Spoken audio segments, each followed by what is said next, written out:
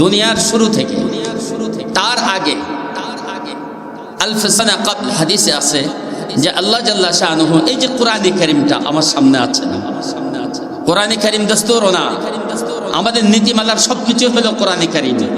এই কোরআনে কারীমের অবস্থানটা কোথায় শুধু একটু বলার জন্য, আল্লাহ সব কিছু সৃষ্টি করার 1000 বছর, দুনিয়ার 1000 নয়, আখিরাতের আলফ সানা ক্বাবল রব্বুল আলামিন, সেখানে সমস্ত ফেরেশতাদের সামনে কোরআনে কারীমের একটা সূরা আছে, সূরাতুল ইয়াসিন, নাম শুনেছেন তাই না?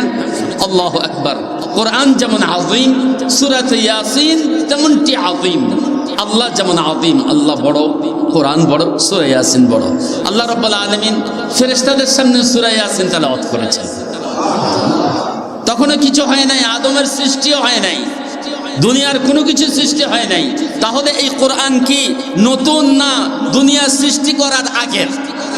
আল্লাহু আকবার। দেখেন আল্লাহ কি বলে, আমি শুধু দুটো জিনিসকে নিয়ে আসবো, কোরআন কারীম এবং রাসূল পাক সাল্লাল্লাহু আলাইহি ওয়াসাল্লাম।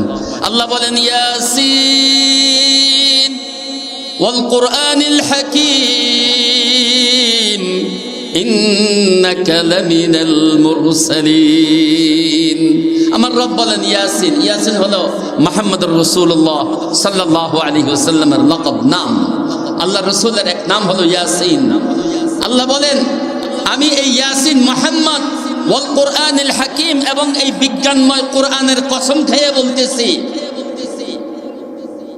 সূক্ষ্ম আল্লাহ বলেন কি, আমি মুহাম্মদ এবং এই বিজ্ঞানময় কোরআনের কসম খেয়ে বলতেছি, ইন্নাকা লামিনাল মুরসালিন।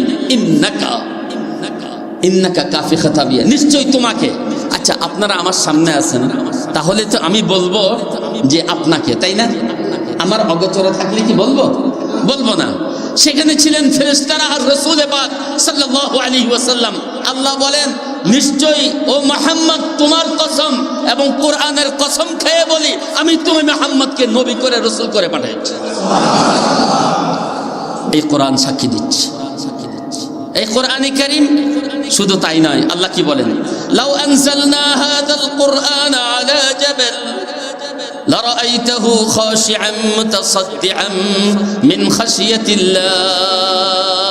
আমার মাওলা বলে বান্দারে, যদি আমি এই কোরআনে কারীমকে পাহাড়ের উপরে যদি নাযিল করতাম, কোরআনের ওয়েট এবং তার ভারিত্ব, তার গুরুত্ব, তার আযামতে পাহাড় ধ্বংস হয়ে যেত।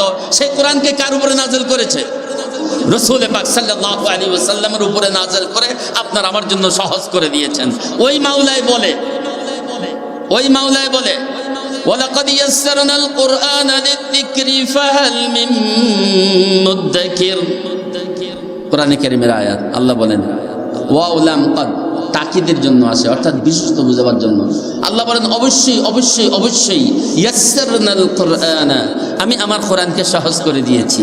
লিযিকরি, যারা পড়বে, যারা পড়তে চায়, যারা পড়ার ইচ্ছা পোষণ করছে, আমি তাদের জন্য আমার কোরআনকে সহজ করে দিয়েছি।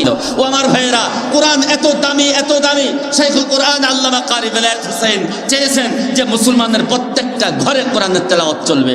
আল্লাহ রাসূল বলেন আল্লাহু আকবার, যেই ঘরে সূরা ইয়াসিন সকালবেলায় তেলাওয়াত করা হবে, আগামীকালকে সকাল পর্যন্ত, আজকে সকালে যে ঘরে তেলাওয়াত হয়েছে, আগামীকালকে সকাল পর্যন্ত ওই ঘরে আগুন লাগবে না, ওই ঘরে সন্ত্রাসী কোনো কার্যক্রম হবে না, ওই ঘরে চুরি হবে না।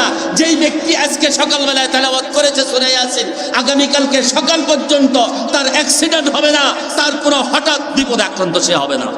রব্বুল আলামিন ফেরেশতাদেরকে দিয়ে দেন তার হেফাজতের জন্য। এই কোরআন কি আমাদের দরকার কি দরকার না ভাই বলেন? তেলাওয়াত দরকার। শাইখুল কোরআন এটাই চেয়েছেন যে মুসলমানের প্রত্যেকটা সন্তান যেন কোরআনে কারীম সুন্দর তেলাওয়াত করতে পারে।